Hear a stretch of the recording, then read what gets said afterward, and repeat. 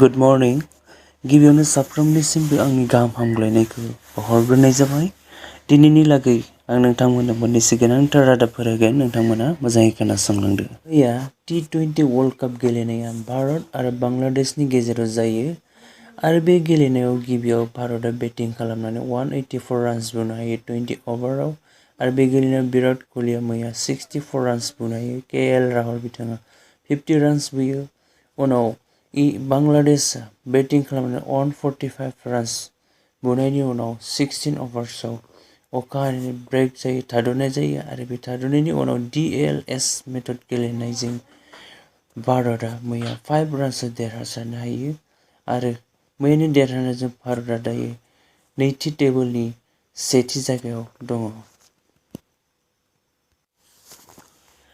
North करियाया मैया south करियानिसिम मिसाइलफोर गावहरो, गासै 10टा मिसाइलफोर आरो बे मिसाइलआ साउथ करियानि मोनसे आइलेन्डनि खाथियाव गोग्लैहैयो आरो बे आइलेन्डनि गासै सुबुंफोरखौ दायो साउथ करियाया गासैबो बांकार सिङाव हाबनो थाखाय अर्डार होबाय आरो बे थांनाय मासनिफ्राय साउथ करिया आरो नर्थ करिया बिसोर मोननै हादोरनि गेजेराव नांलायनाया बारानिफ्राय बारा जागासिनो दङ।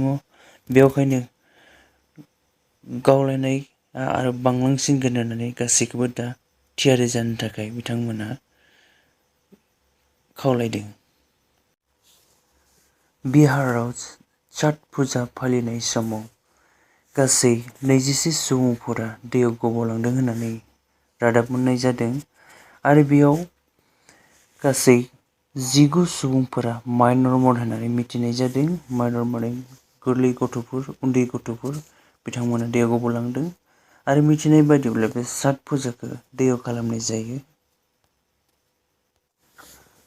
तेलेंगानायावबो मोनसे जाथाय जायो। सासे हौवा आरो हिन्जावा गावनि सासेल' फिसाज्लाखौनो बुथारनो थाखाय मानसि बुथारग्रानो 8 लाख रां होदोंमोन। बे फिसाज्लाया न'आव फैनानै बिथांमोन बिमा बिफाखौ जोबोर दिगदार खालामोमोन। जौ लोंनानै बिथाङा बिमा बिफाखौ दिगदार खालामो। सानफ्रोमबो दिगदार खालामनायनि थाखाय बिमा बिफाया बे खामानिखौ मावदोंमोन। चाइनायाव सासे सुबुङा 250 करोड़नि लटारि देरहादोंमोन आरो बिथाङा बे लटारि देरहानायखौ रावनोबो खोन्थायाखैमोन, न'नि मानसिनो, आरो बे देरहानायनि फैसाखौ लायनायावबो बिथाङा मोखांफोरखौ खोबथेनानै लायदोंमोन आरो बिथांमोनखौ बुंदोंमोन रावनोबो बेखौ खोन्थानाङा होननानै, मानोना बे रांखौ मोननायखौ न'नि सुबुंफोरा मिथियोब्ला गासैबो अलसिया जाजोबगोन, खामानि मावनाय नङा होननानै बिथाङा इखोमानानै दोनदोंमोन आरो बिथाङा बे रांनिफ्राय गासै 5 लाखखौ डनेसनबो होदोंमोन। हादोराव मानसि फानहरनाय जाथाया जाग्लुंबाय थायो आरो बेनिनो मोनसे आसामनि बरपेटानि सासे आइजोआ सासे सिख्लाखौ फानहरदोंमोन हारियानायाव गासै 1.2 लाख रांनि आरो बे सुबुंखौ दायो सानै बेजों लोगोसे हमनाय जाबाय। थांनाय साननैनि सिगां गुजरातनि म'रबी ब्रिजनि जस'नायनि बागै गोबां खोथा ओंखारगासिनो दङ आरो बेयाव गोबां सुबुंफोरा थैबाय आरो बे जनायनि जाहोना दिनै ओंखारदों।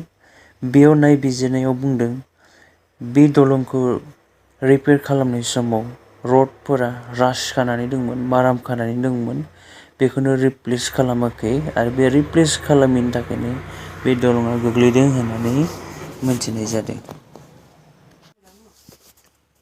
मध्य प्रदेशआव सासे गभर्नमेन्ट टिचारआ जौ लोंनायनि सासपेन्ड खालामजादों। बिथाङा स्कुलावनो जौखौ लानानै नन भेजजों पार्टि खालामदोंमोन, बेयाव दा बिथांखौ सासपेन्ड खालामबाय। सानसेनि सिगां आसामाव CIDआ दरं डिस्ट्रिक्टआव सासे आसाम पुलिस OCखौ एरेस्ट खालामो आरो बे OCनि मुङा उत्पल बरामोन। बिथाङा सासे SSB आर्मिखौ रेप केसनिफ्राय बासायनो थाखाय 5 लाख रां लादोंमोन आरो बे SSBआ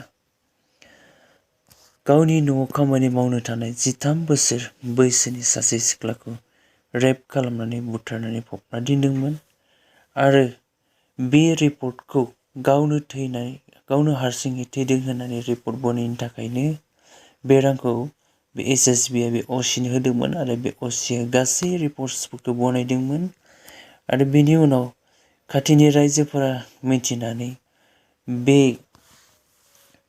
बे जाथायखौ गाव हारसिं थैयाखै होननानै दावराव खालामदोंमोन।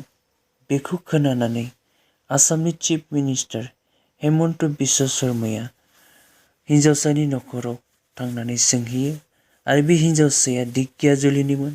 उनाव बिथां हेमन्त बिश्व शर्माया खोनानानै CIDखौ इनभेस्टिगेसन खालामनो थाखाय अर्डार होयो आरो इनभेस्टिगेसन खालामनायनि उनाव CIDआ बे हिन्जावसाखौ जावखांफिननो थिनो आरो पस्टमर्टम खालामनायनि उनाव रेप केस बिथांमोना मोनो। उनाव बे पुलिसखौ दायो एरेस्ट खालामबाय आरो बिथां SSB आर्मिखौबो जेलाव दोनबाय होननानै रादाब मोननाय जादों। गसाइगावनि हांखुस दैमायाव जाब्रबथाय जायो गंसे नावआ।